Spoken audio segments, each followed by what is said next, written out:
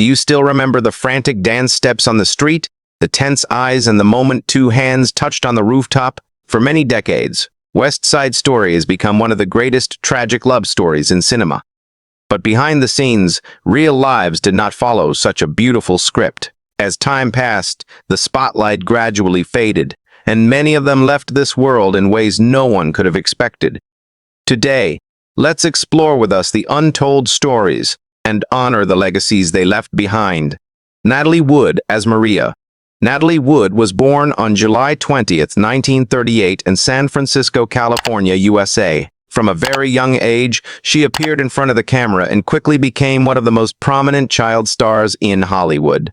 At the age of 23, she took on the role of Maria in West Side Story, a young immigrant girl with innocent beauty and intense faith in love. The balcony scenes, the hopeful glances, and the powerful emotions turned Maria into one of the most iconic characters in cinema. This role catapulted Natalie Wood to the peak of fame, making her one of the most sought-after actresses in the early 1960s.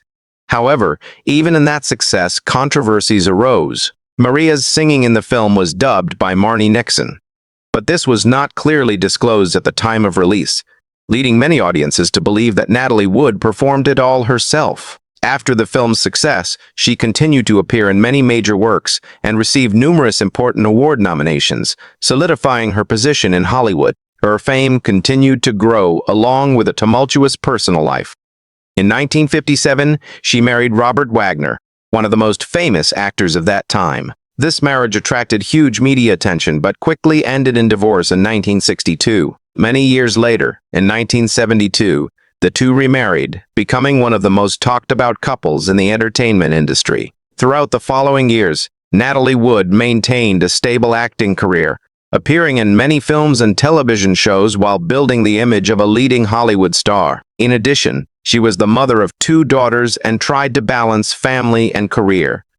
However, personal issues and the pressure of famous life were always present. She once admitted to having a fear of water since childhood, a detail often mentioned when talking about her life. In her final years, Natalie Wood remained active in the entertainment industry and continued to participate in television projects.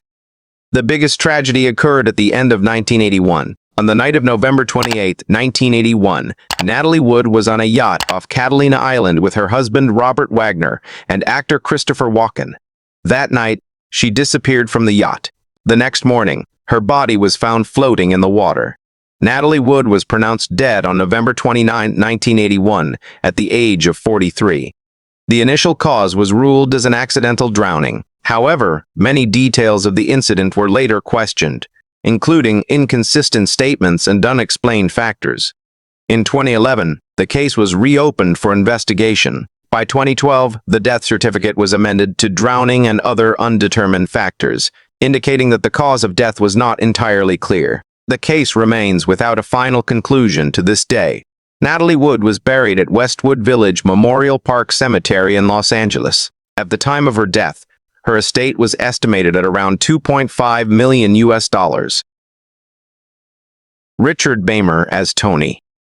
Richard Beymer was born on February 20, 1938 in Avoca, Iowa, USA. From a young age, he entered the film industry and quickly gained attention for his bright appearance, calm demeanor, and emotionally rich acting ability. By 1961, at the age of 23, he took on the role of Tony in West Side Story, a young man who had once been part of the Jets gang and was trying to leave violence behind to find another path. The character of Tony emerged with a clear contrast between his past and his desire for change, between a world of hatred and his fragile love for Maria.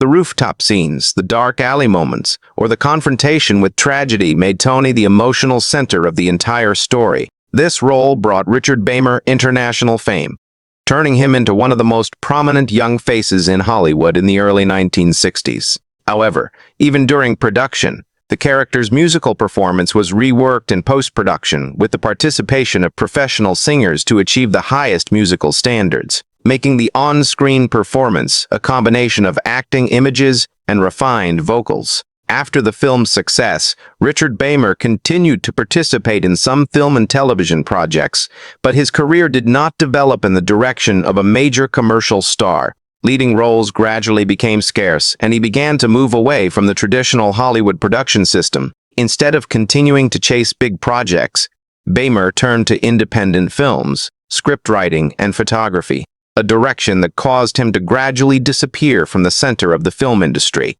This change marked a clear turning point, as an actor who had once stood at the peak chose to leave the spotlight to pursue his own path.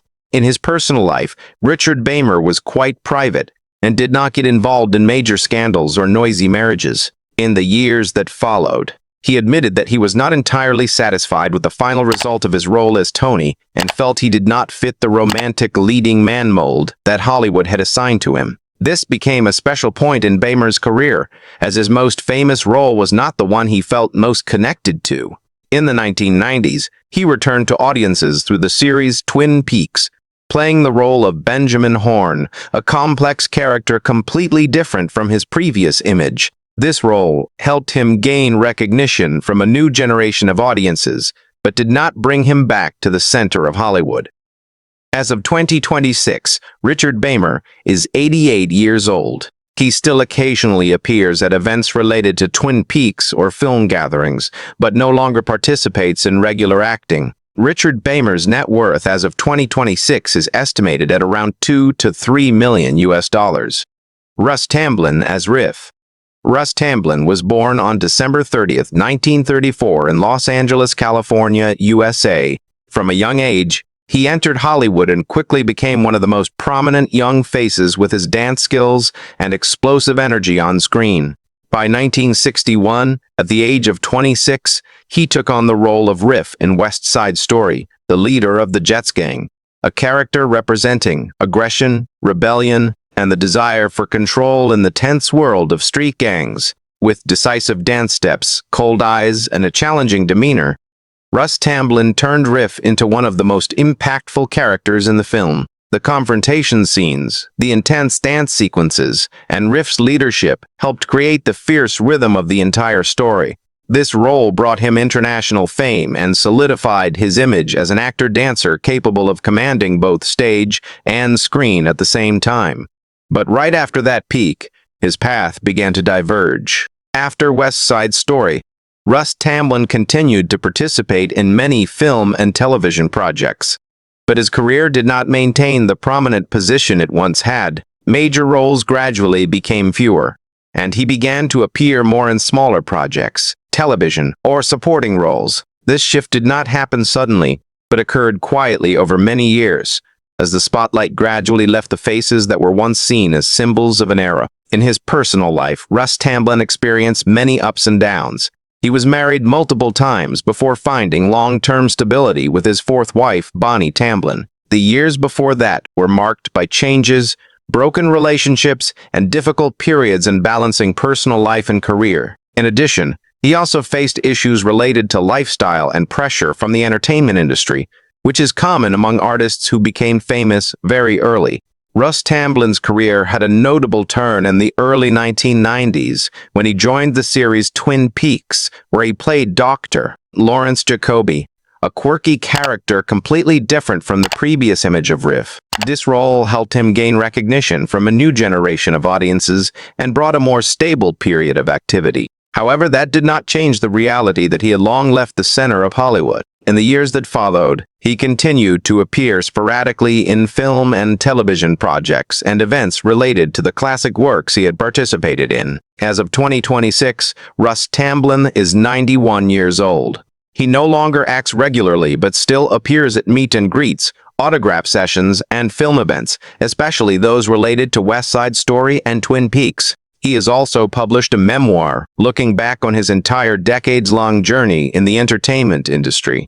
Russ Tamblyn's net worth at the present time is estimated at around $3 million. Rita Moreno as Anita. Rita Moreno was born on December 11, 1331 in Humacao, Puerto Rico, and moved to New York when she was young.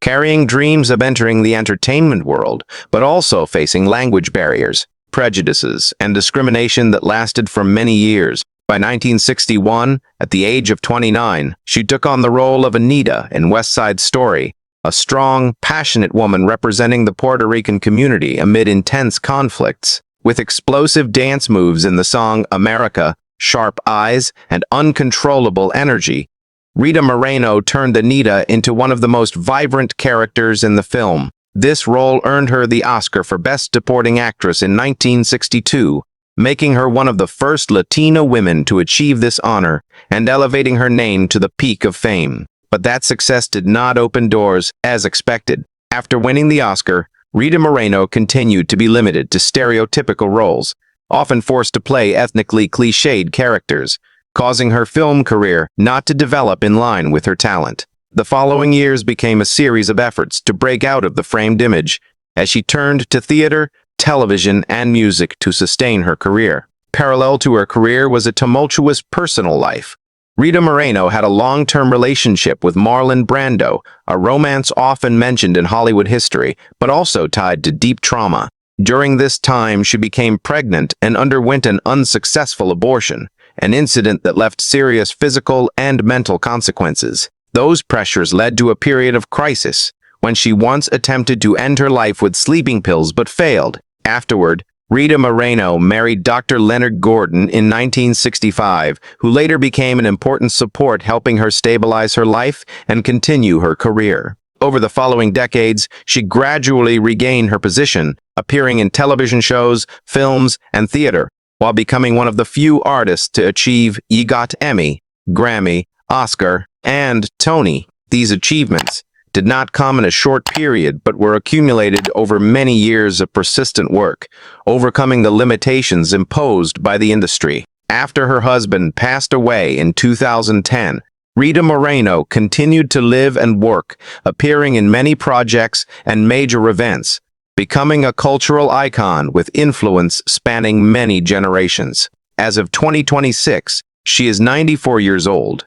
She no longer works with the same high intensity as before, but still participates in film and television projects and appears at important events. Rita Moreno's net worth as of 2026 is estimated at around $10 million. George Chakiris as Bernardo.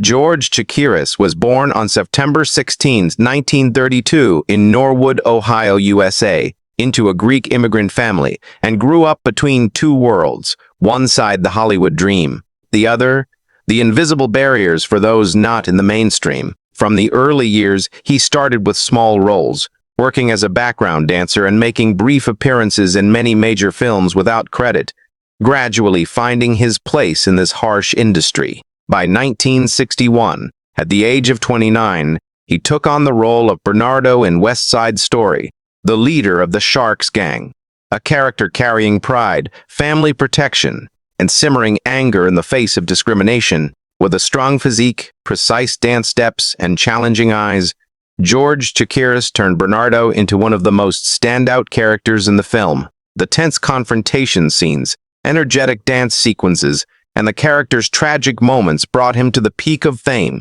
This role earned him the Oscar for Best Supporting Actor in 1962, along with a Golden Globe, transforming him from an unnoticed dancer into a name known worldwide. Success came quickly and brilliantly, but did not last in the way many expected. After West Side Story, George Chakiris signed contracts with major studios and continued to appear in some film projects, but none achieved the same impact as Bernardo. The subsequent films did not leave a strong mark, and his position in Hollywood gradually changed. From someone who had just won an Oscar, he began receiving smaller roles, appearing more on television and stage, and slowly moving away from the center of the film industry. This shift did not happen immediately, but stretched over many years, as the glow of one oversized role became a shadow hard to overcome. In his personal life, George Chakiris maintained considerable privacy. He never married and rarely shared about his personal relationships, making his life somewhat detached from media attention.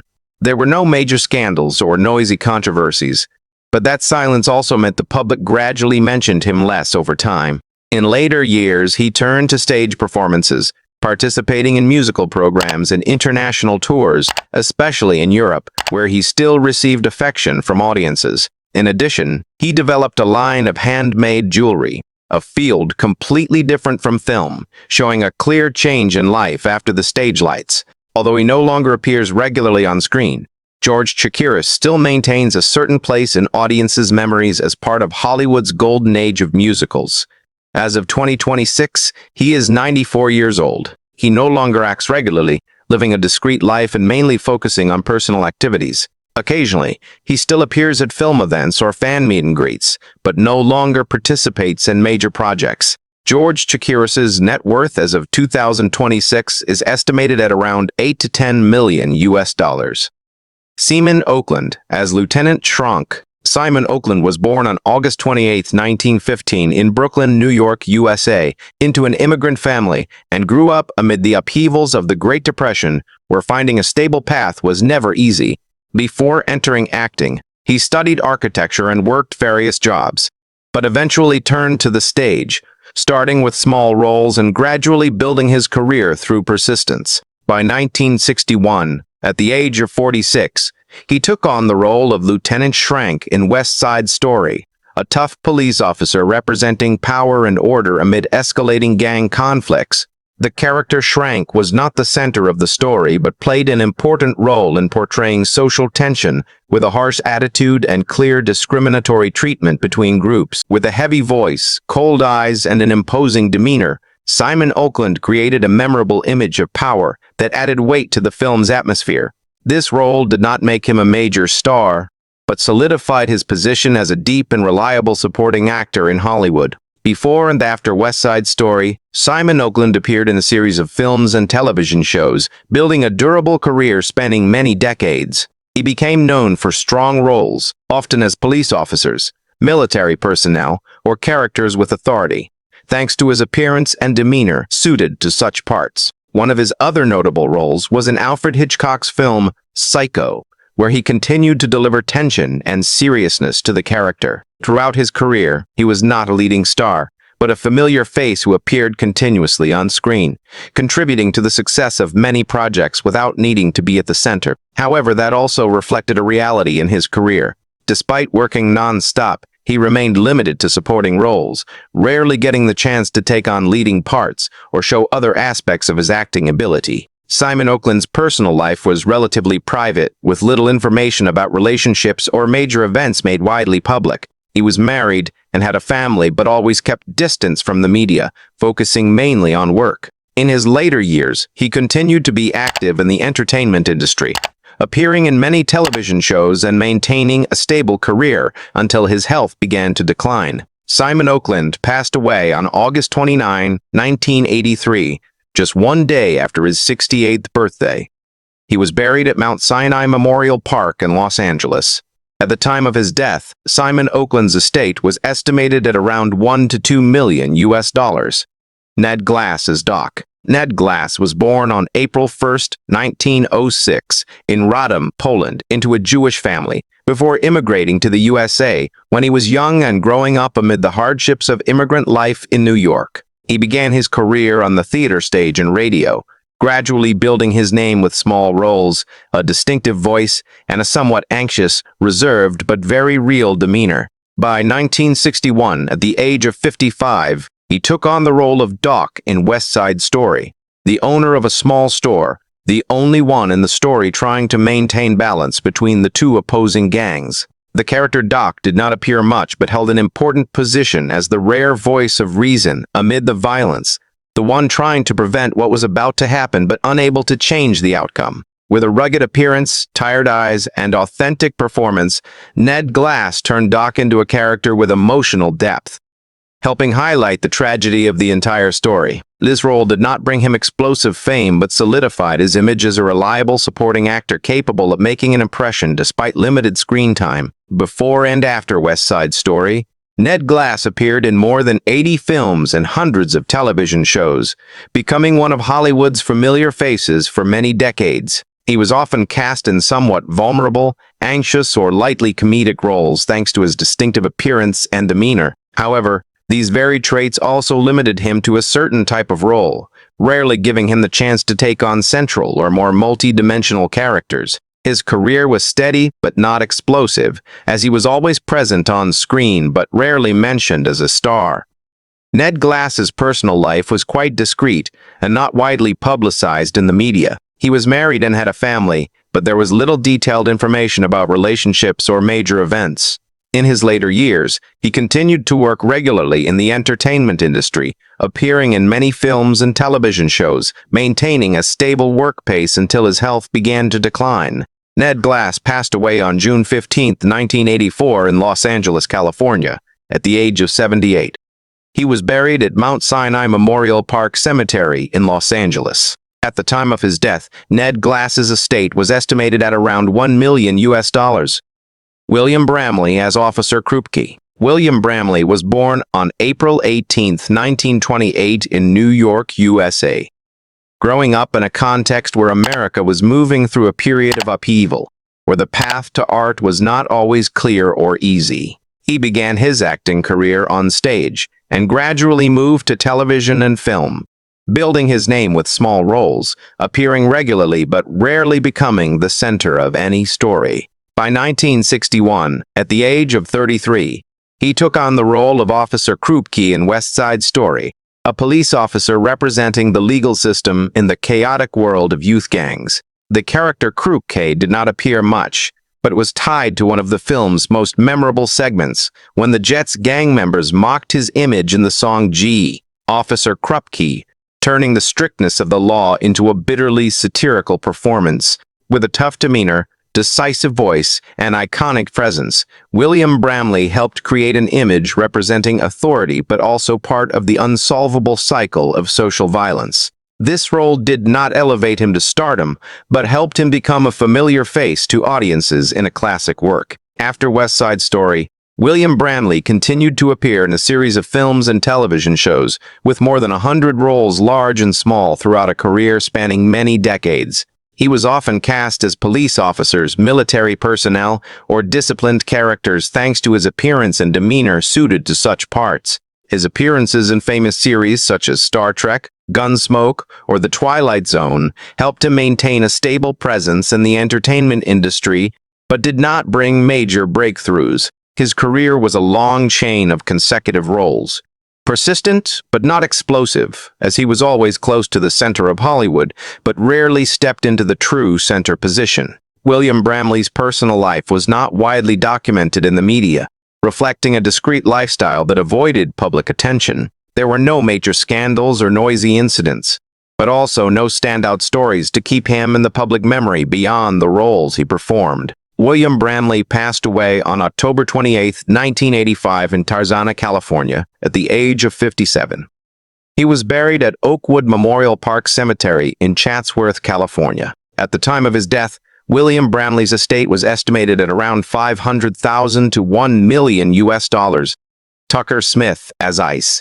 Tucker Smith was born on April 24, 1936 in Philadelphia, Pennsylvania, USA, and grew up in an environment where stage arts gradually became the path he pursued from an early age. Before stepping onto the screen, he was already a dancer and stage actor, directly participating in the Broadway version of West Side Story, where he performed the role of Ice and also handled the singing for the character Tony on stage. By 1961, at the age of 25, he continued the role of Ice in West Side Story, a prominent member of the Jets gang who carried coldness, control, and reason amid youths being drawn into a vortex of violence. The character Ice was not the center but played an important role in the dance segments, especially the cool scene where tension was expressed through every movement. With precise dance skills, calm demeanor, and clear screen presence, Tucker Smith helped create the rhythm and structure for the film's important scenes.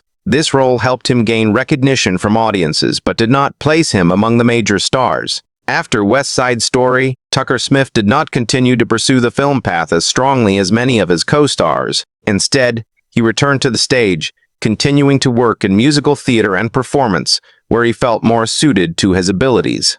This choice caused his name to gradually move away from Hollywood lights, but kept him connected to art in a more enduring way. In his personal life, Tucker Smith was one of the rare actors who lived openly with his sexual orientation during a time when it was still heavily stigmatized in the entertainment industry.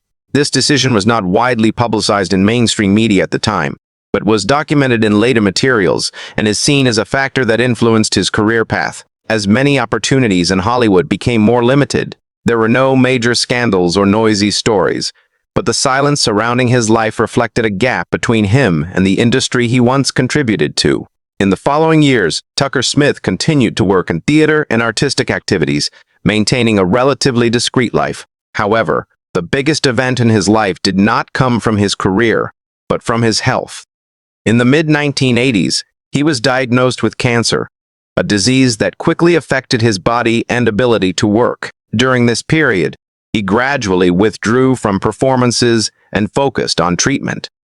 Tucker Smith passed away on December 22, 1988 in Los Angeles, California, at the age of 52. The cause was determined to be complications related to cancer in the neck and jaw area, a disease that had progressed in his final years.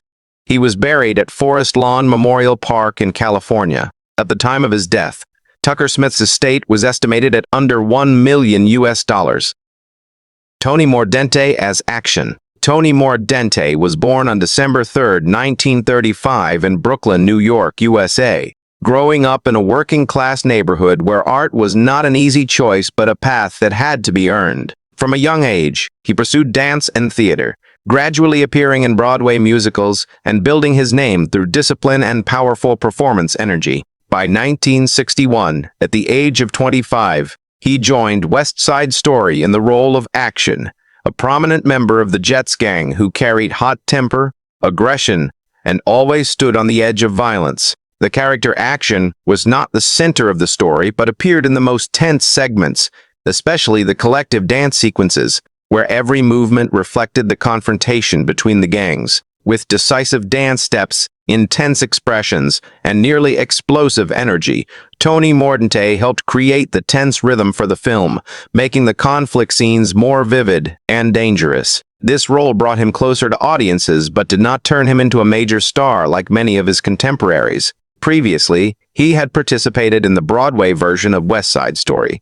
also in the role of Action, an experience that helped him enter the film version with confidence and a deep understanding of the character. After the film's success, Tony Mordente continued to appear in some acting projects, but his path quickly diverged. Instead of continuing to chase the stage lights, he turned to choreography and directing.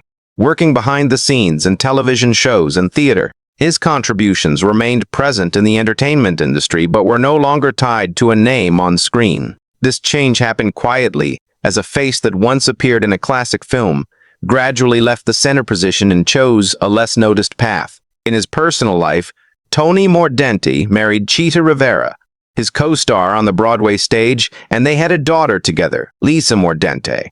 This marriage did not last and ended in divorce, but it remained an important part of his life, tied to one of the big names in musical theater. Afterward, he continued a discreet private life, staying away from media attention. In the following years, he continued to work in directing and choreography, building a persistent career spanning many decades, although he no longer appeared before the public as before. However, like many artists from musical theater, his name gradually became tied to a single role, as Action in West Side Story remained the image audiences remembered most clearly. In his final years, Tony Mordente lived quietly, appearing little in the media, devoting most of his time to family and personal life. He passed away on June 12, 2024 in Henderson, Nevada, at the age of 88, after a short battle with illness. At the time of his death, Tony Mordente's estate was estimated at around $3 to $5 million. More than half a century has passed since West Side Story first appeared on screen. But the people behind that film did not all have the same ending. Some left in tragedy and mystery. Some survived the harsh years of Hollywood, and some names gradually disappeared from the lights without anyone noticing in time. The brilliant dance steps, the immortal melodies, and the emotional scenes froze them in time. But real life continued to move on, carrying both glory and loss. When looking back today, what remains is not only a classic film, but the very real fates behind it. The faces that once represented youth, love, and conflict have now become memories, each going their own way, each with their own ending. And perhaps that is what makes their story so haunting. not because of what we see on screen, but because of what happened after the lights went out. If you want to continue exploring the untold stories behind cinema legends, don't forget to hit subscribe to the channel so you don't miss the next videos. Thank you for watching, and see you again in the haunting journeys behind the Hollywood lights.